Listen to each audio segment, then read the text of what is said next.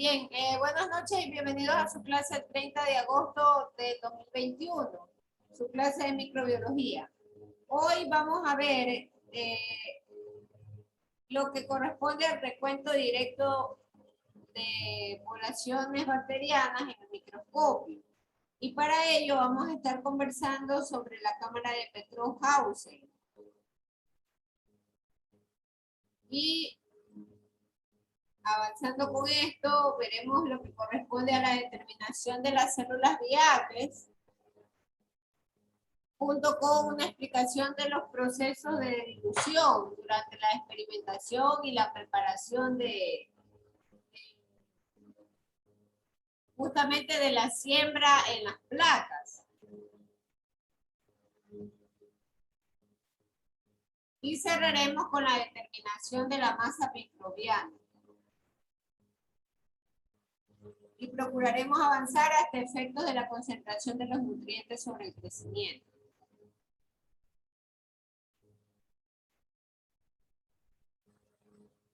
Vamos a compartir la pantalla.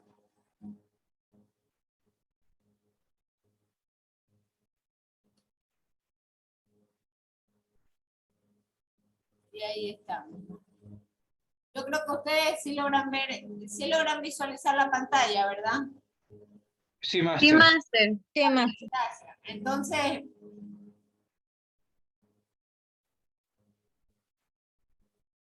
nosotros ya hemos venido conversando sobre el tema de crecimiento microbiano. También habíamos mencionado la clase última sobre el recuento de las células vivas a través de contadores con sensores electrónicos y con ranuras, ¿no? Y también habíamos conversado sobre los problemas que estos representan, porque estos sistemas tienden a confundir las células vivas con las células muertas, es decir, las contabiliza todas. Pero al fin y al cabo, esos son los sistemas, ¿no?, que tenemos. Entonces, en ese contexto, o siguiendo la línea de esas explicaciones, hay otra manera de determinar el número de células, y es contarlas con el microscopio y con la ayuda de cámaras especiales en donde contengan volúmenes conocidos de líquido.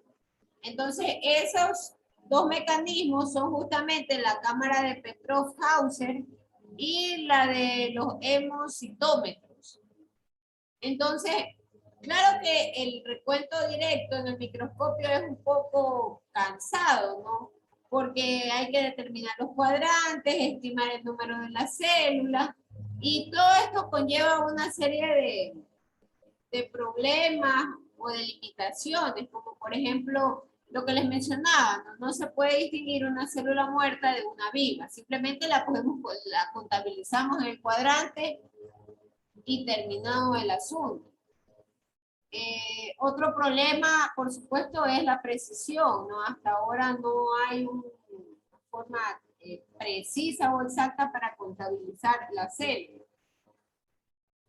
Y otro problema que puede darse con el uso de la cámara de Petrov-Hausen es que el método no es adecuado para soluciones celulares de baja densidad. Es decir, las soluciones normalmente deben de contener en cantidades de 10 a la séptima células sobre mililitros.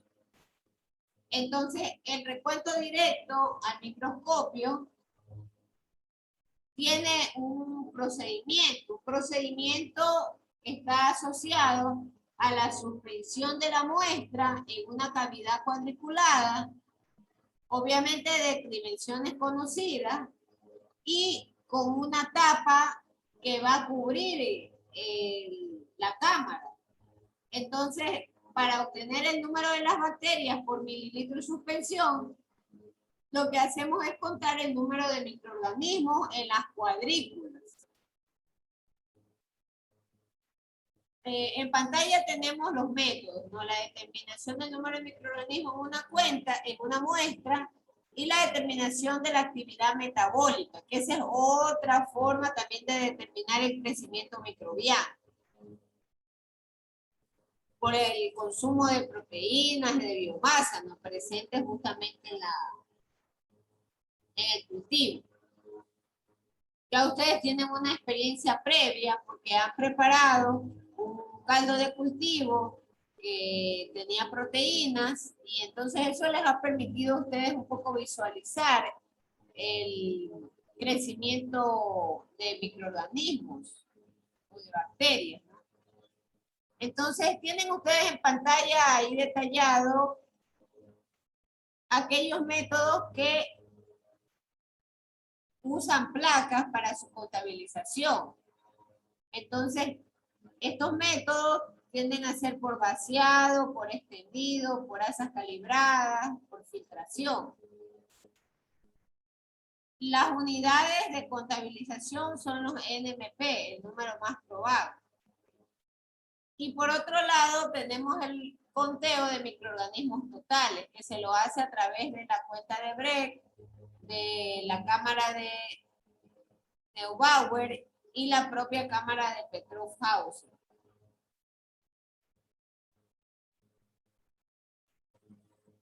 Ahí tenemos la cámara de recuento.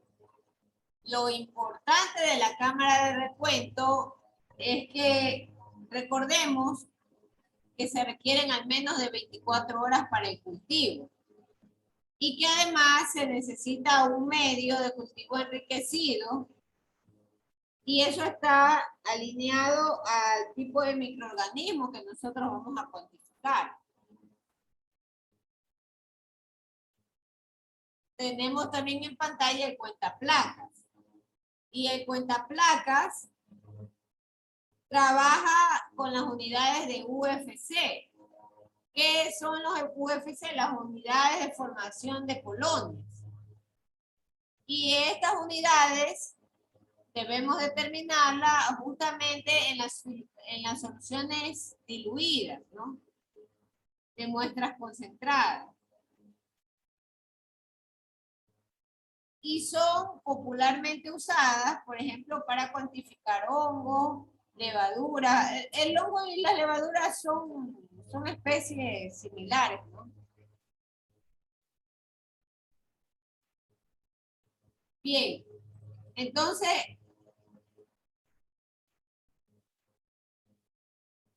aquí tenemos en pantalla ya el sistema de dilución y de la cuenta en placas. Entonces, antes de pasar al tema de dilución, a mí me gustaría conversarles de la cámara de Petroff-Hauser.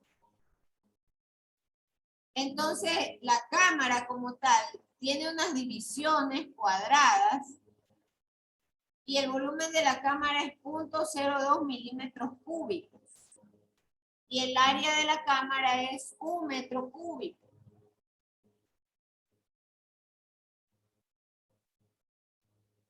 Algo parecido a esto. Esta de aquí, por si acaso, es una placa, no es la cámara de Petroff-Hauser. Pero, sin embargo, este detalle es bastante interesante porque nos permite tener una idea que este sistema de cuadrículas es el que yo voy a encontrar acá en la cámara. Esta es la cámara. Quizás allí por el tema del brillo no lo podemos visualizar y la foto tampoco que nos muestran no ayuda mucho. Acá tienen ustedes la cámara.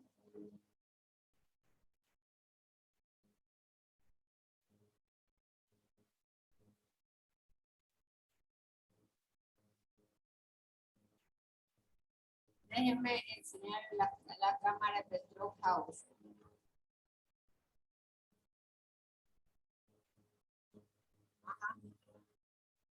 Bien. Está en inglés, pero no importa, se los puedo traducir. Entonces la cámara, como ustedes logran visualizar, ella tiene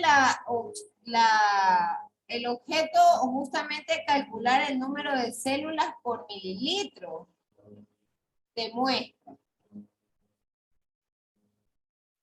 Miren ustedes esa especie de cuadrícula celeste. Me voy a referir a las figuras de izquierda hacia derecha.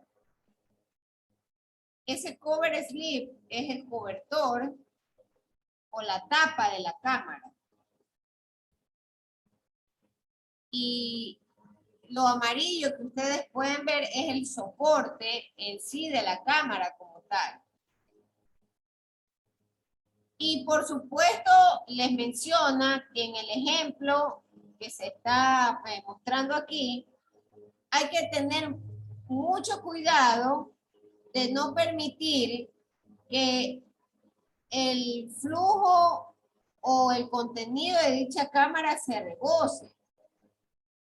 Y para esto hay que respetar los espacios entre el cobertor de la cámara y en realidad el piso de la cámara. Recuerda que estamos hablando de milímetros. Las medidas de esta cámara son milímetros. Hace un momento yo les explicaba que el volumen de la cámara es 0.02 milímetros cúbicos. Milímetros, señores. Si ustedes tienen una regla, cada rayita es 1 milímetro. Y el área de la cámara como tal es 1 milímetro cuadrado. ¿Qué sucede? Que en el piso de la cámara yo tengo la cuadrícula, que la observo en el microscopio. Esa es la figurita central. Esa figurita que está redonda de fondo celeste. Entonces esa es la observación del microscopio, donde todas las células, eso es lo que dice en la parte inferior, todas las células son contabilizadas a lo largo del cuadrante, del cuadrado. Y por supuesto hay 12 celdas en la práctica. Hay varios cuadrados, como pueden ver ustedes y pueden contar, ¿no? Pero hay 12 en particular. Ahora bien, entonces, con esa cuadrícula yo puedo hacer la estimación del cálculo por mililitro en la muestra. Entonces, ahí tienen ustedes el cálculo para la contabilización. 12 celdas por 25 cuadrados multiplicado por 50. Este 50 que ustedes ven aquí es lo que se contabilizó o lo que usted mira en el microscopio. Los puntitos rojos que usted puede apreciar es la presencia de los microorganismos, vistos con lentes de ampliación. Entonces, estos métodos son empleados para determinar el número de células totales. Pero hay casos particulares en los cuales nos interesa contar las células viables. Entonces, ¿qué es esta definición de célula viable? Una célula viable es aquella que es capaz de dividirse y generar otras células hijas. Y entonces, una de las formas, uno de los mecanismos para realizar el recuento de células viables justamente es buscando el número de células en la muestra. Y entonces a esto se le conoce como un recuento en placa. ¿Cuál es la placa? La placa es esta, la redonda.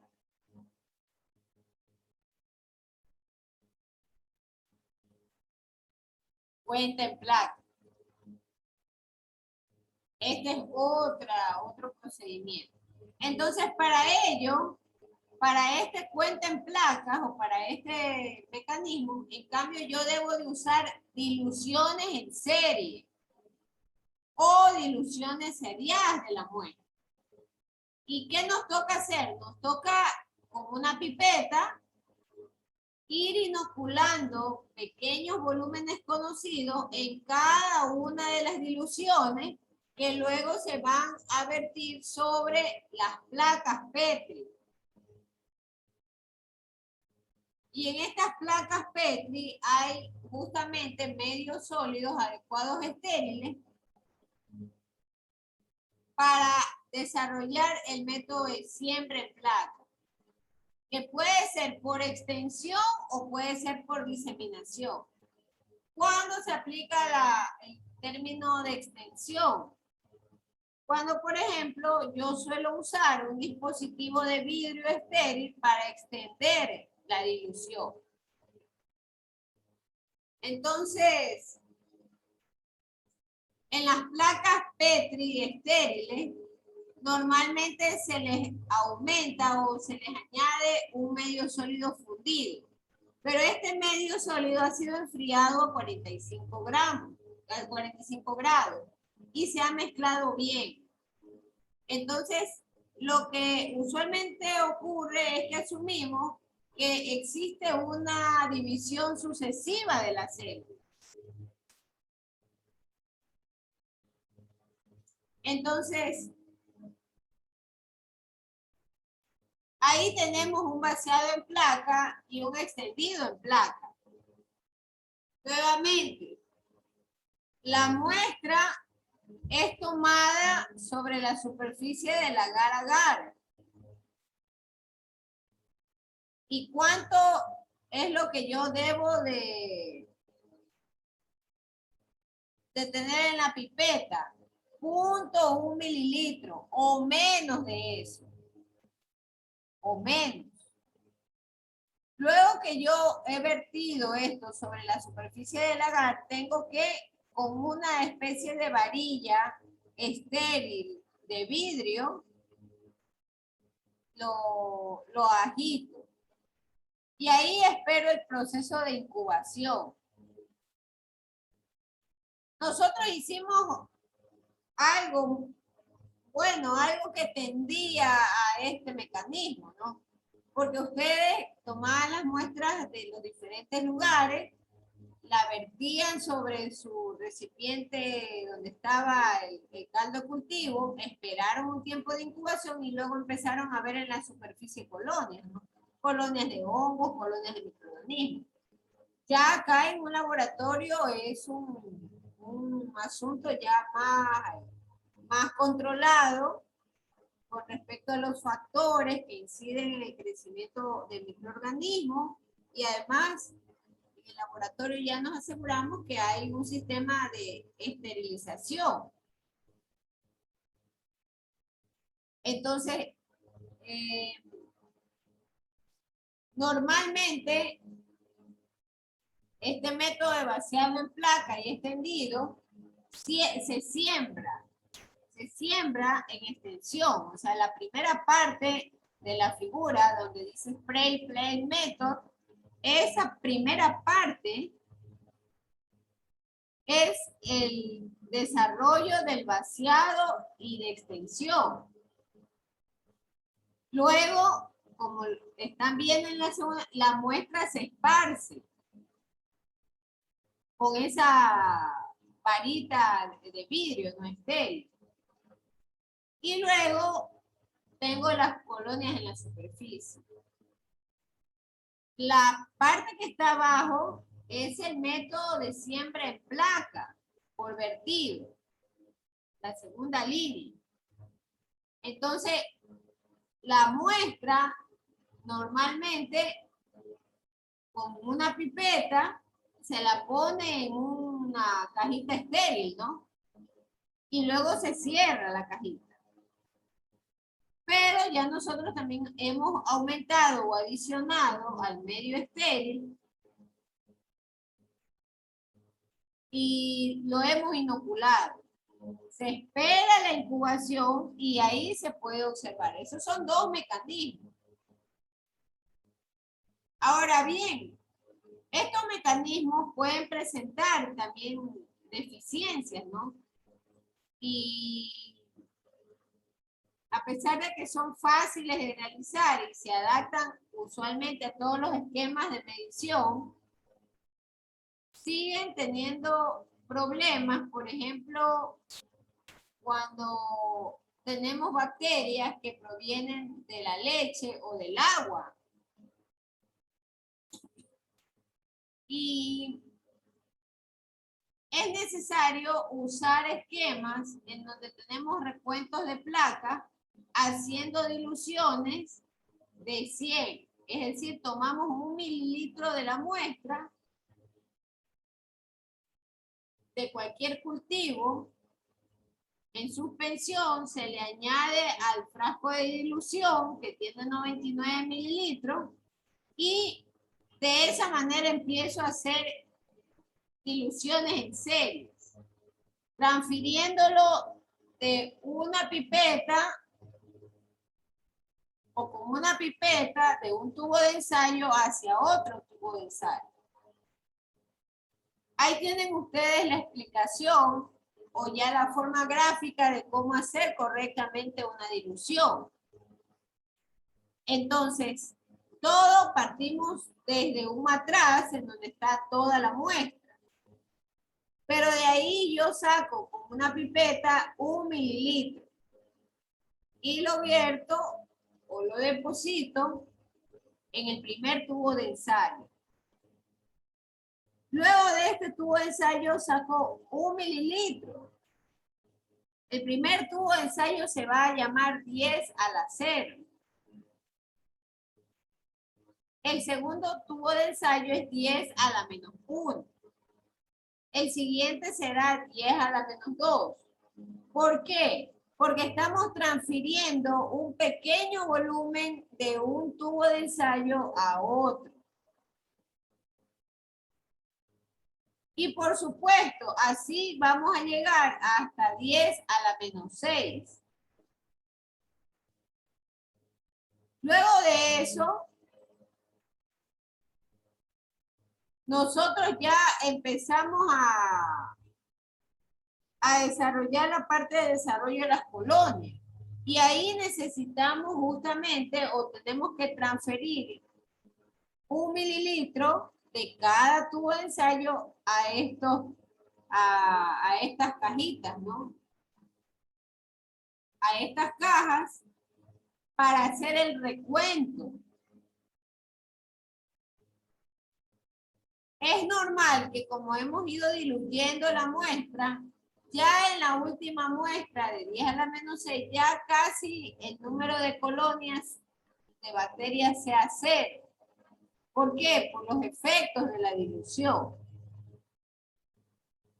Entonces yo puedo contar las colonias en la muestra 10 a la 0, 10 a la menos 1 y 10 a la menos 2. Porque son las que tienen hasta ahí las más altas concentraciones.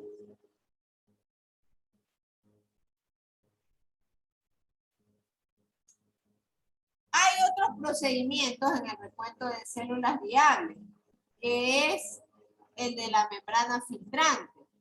Entonces, esto es pasar la muestra que contienen los microorganismos a través de una membrana. De una membrana de acetato de celulosa. Esa membrana tiene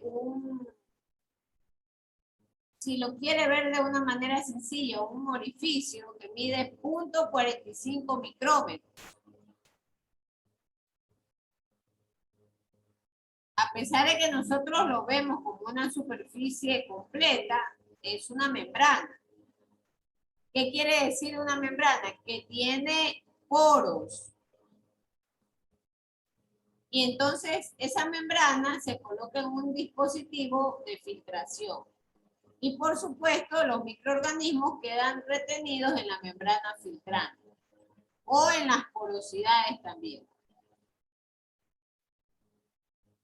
Por otro lado, la placa Petri, que es donde se pone también terminado el proceso de filtración, en la placa Petri, que tiene como una especie de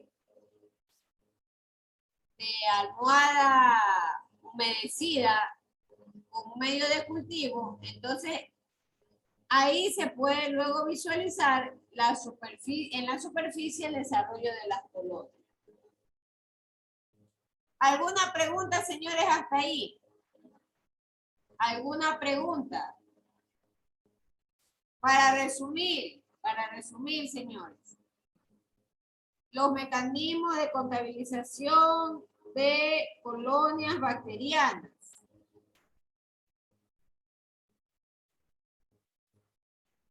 Dos tipos de conteo. El conteo de microorganismos viables y el conteo de microorganismos totales. Nosotros hoy hemos visto el vaciado en placa y el extendido en placa. Hemos visto también, o estamos ahora mencionando, el tema de la calibración, de la filtración. Eso es lo que estamos en este instante mencionando. Y además también hemos estado revisando el conteo de organismos totales a través de la cámara de Petrov-Hauser.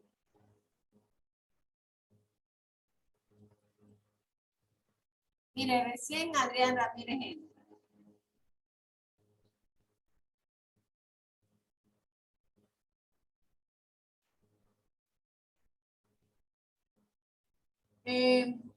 El otro mecanismo es el de Miles y Misda. Entonces, aquí también hay preparación de diluciones en serie.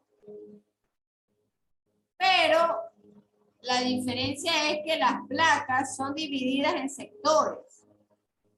Como ustedes lo pueden ver, tipo pastel. Y se inocula en cada sector con una gota. Uso una pipeta y ahí dejo caer una gota. Esa gota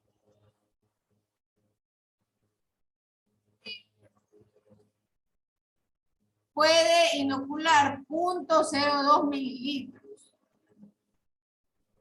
Entonces hay que esperar normalmente el proceso de incubación de las 24 horas con una temperatura referencial de 37 grados centígrados y luego se cuenta donde hay menor cantidad de UFC. Ya nosotros habíamos hablado que los UFC son las unidades de formación de colonias.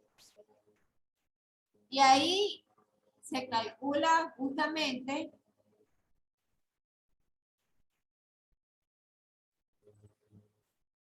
la medida de cada dilución. Ahí tienen ustedes la imagen. Yo estoy moviendo esto para que ustedes puedan tener una mejor visión, ¿no? Ese es el método de Miles y Misda.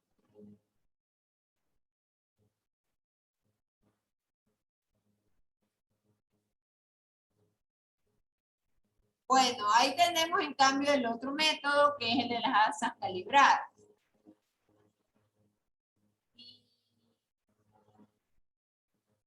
Para ejecutar este método de contabilización de bacterias, yo uso unas especies de dispositivos tipo aguja. Y esos dispositivos permiten calcular los volúmenes pequeños que son inoculados justamente en el agar-agar. Y las colonias luego son contadas y son multiplicadas por un factor de dilución del asa, ¿no? Entonces, este es otro mecanismo. Este es el que les mencionaba yo, ¿no? El tema de la filtración. Y ahí tienen ustedes el filtro, que aparentemente es una superficie entera, pero tiene orificios. Y les decía yo hace unos momentos que estos orificios miden 0.45 micrómetros, es decir, a los ojos humanos esto es imperceptible. Y los microorganismos quedan retenidos justamente en el filtro, que lo coloco en la placa Petri. Ahora alguien va de repente a decir, oiga, pero la placa Petri es solo la que tiene forma rectangular. No. También hay de tipo redondo. Son placas Petri y esas placas Petri tienen estas almohadillas humedecidas. Normalmente esta técnica tiende a emplearse para el análisis de grandes cantidades de las muestras. Entonces, estas muestras pueden provenir tanto del aire como del agua.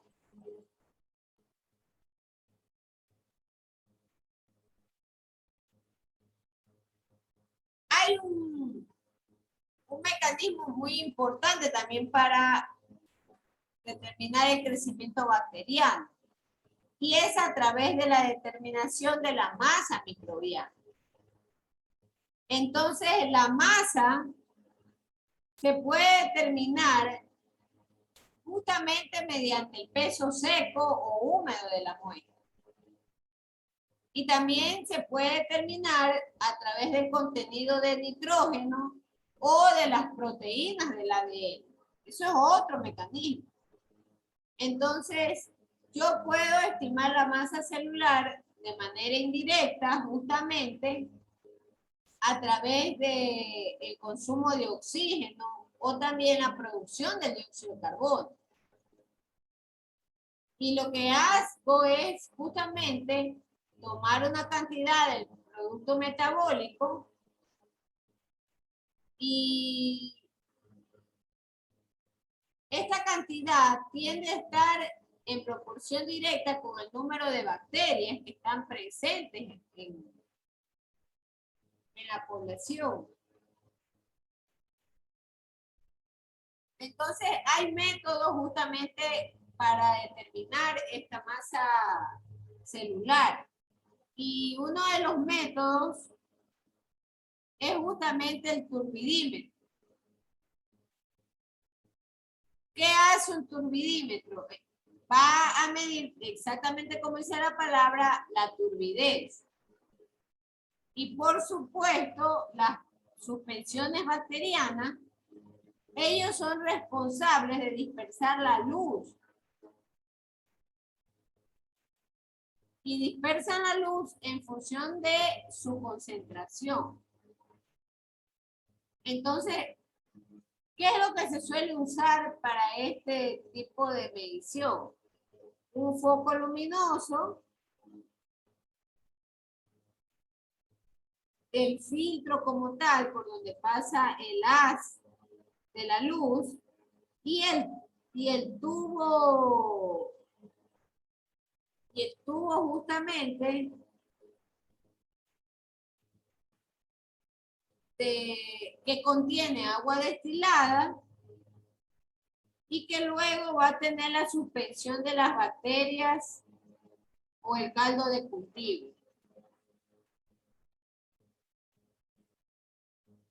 Entonces, esa es otra forma de poder determinar. Ya esto es en cambio la definición del número más probable, ¿no? El número más probable es una unidad. Así como nosotros podemos medir los UFC, que son las unidades de formación de colonia, el número más probable también lo podemos nosotros medir. Y justamente es una determinación estadística de la densidad microbiana presente en la base.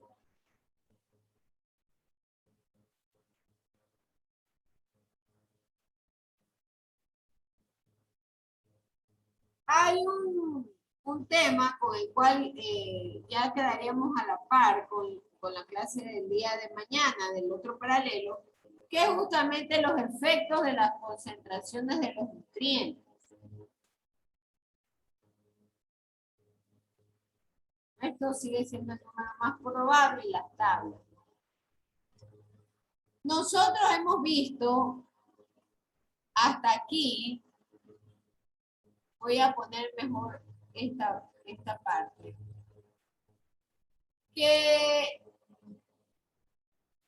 en la medida en que nosotros tenemos, por ejemplo, proteínas, y en la medida en que se están cultivando los microorganismos, estos aumentan la concentración. Y por supuesto, al aumentar la concentración de ellos, se aumenta la velocidad de crecimiento. Y ya nosotros en días anteriores habíamos hablado de la curva de crecimiento, que ya llegaba un instante en que era el tope o se quedaba estable, porque las bacterias ya han consumido todos los nutrientes. ya no tienen más que comer. Ya no pueden reproducirse más.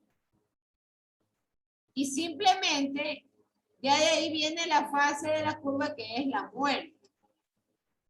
Entonces, la concentración de nutrientes tiene un efecto directo sobre la cosecha máxima o sobre el crecimiento total.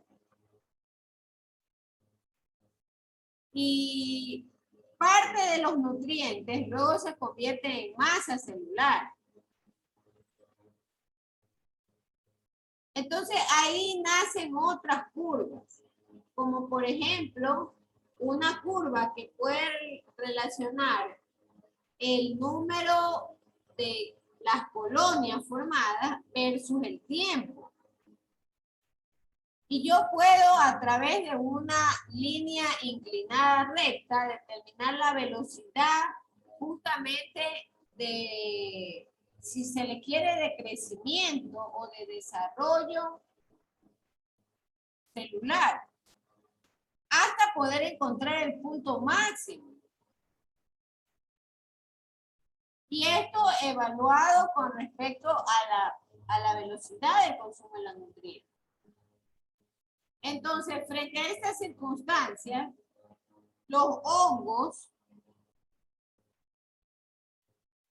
cuando se desea estudiarlos, los hongos tienen la característica de reproducirse por procesos asexuales y por procesos sexuales.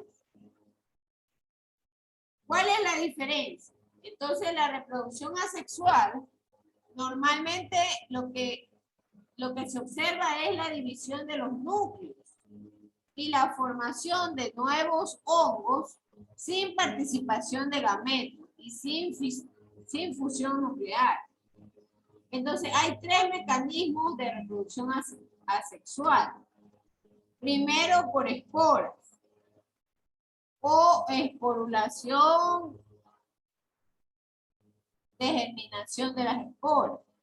El segundo mecanismo de reproducción asexual de los hongos es la gemación. Y el tercero es la fragmentación de las hifas. Hifas con H, por si acaso. Entonces, las esporas asexuales, ellas no presentan en la curva de crecimiento la fase de latencia. Ellos simplemente van a germinar o van a proliferarse cuando haya humedad. Y hay esporas de tipo asexuales, como es el caso de la clamidospora y la conidiospora. ¿Cuál es la diferencia de esta clamidospora con la conidiospora? La forma. Entonces la clamidospora es esférica o también puede ser ovoide. Y su pared es gruesa, la pared celular es gruesa. Y se forman dentro de las hifas somáticas. Estas clamidosporas tienen la característica de ser resistentes al calor y además a la desecación. En cambio, las conidiosporas son esporas de paredes delgadas y normalmente están en grupos o están solas, ¿no? Sobre las hifas especializadas de los hongos. Otra espora, otro tipo de espora asexual es la esporangiospora. Entonces, estas esporas, en cambio, se forman dentro de estructuras tipo saco. Y la hifa que porta el esporangio se denomina esporangióforo. Luego tenemos la blastospora. Que esa blastospora, en cambio, se forman por gemación. Nosotros en la, bueno, chicos, ustedes habíamos visto también algo de biología, creo. Y habíamos enseñado lo que era el proceso de la reproducción por gemación. Y la gemación justamente habla de la formación de una yema, ¿no? Y a través de esa yema es que...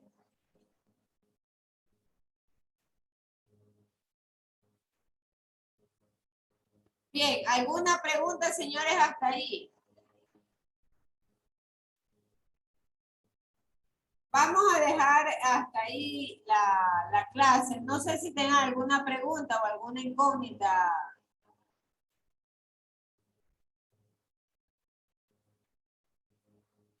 ¿Alguna pregunta, por favor? Los que puedan prender la cámara, háganlo para tomar la foto de la clase. Yo ya le envié este link a don Nelson Alvarado y a don Luis Rosales. Por favor, abran el link y revisen el material.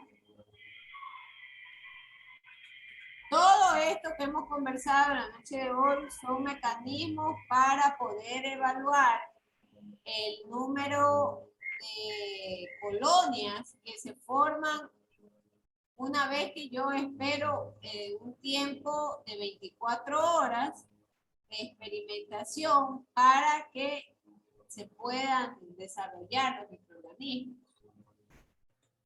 Obviamente todos estos agar-agar son nutrientes.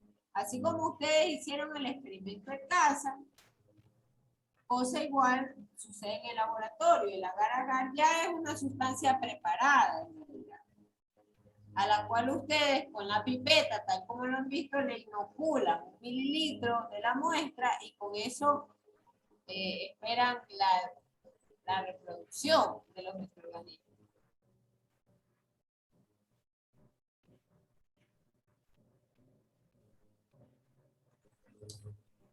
Ya en la última parte estábamos hablando del caso de la reproducción de los hongos.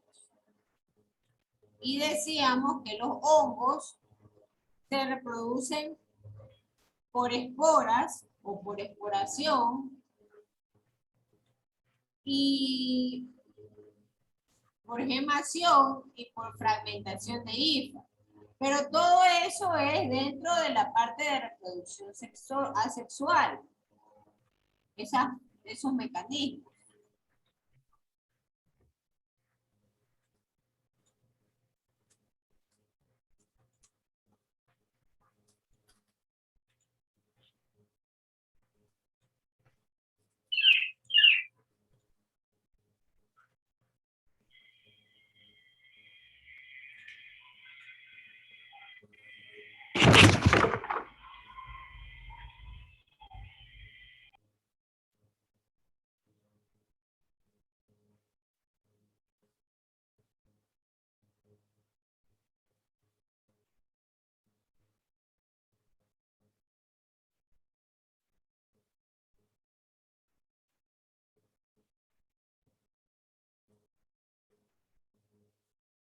No tomo lista porque yo les comenté que habíamos recibido un correo.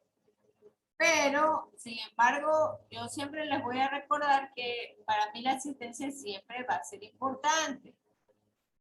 Y no tiene el mismo mérito alguien que hace su esfuerzo por estar escuchando la clase que alguien que no.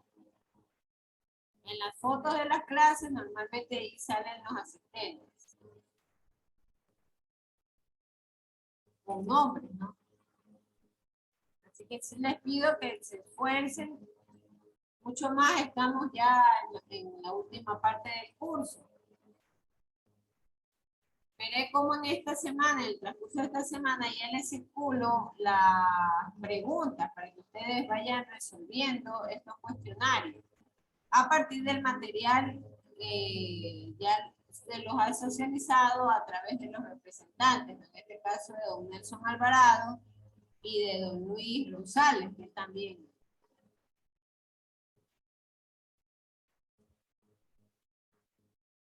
Él también ha ayudado.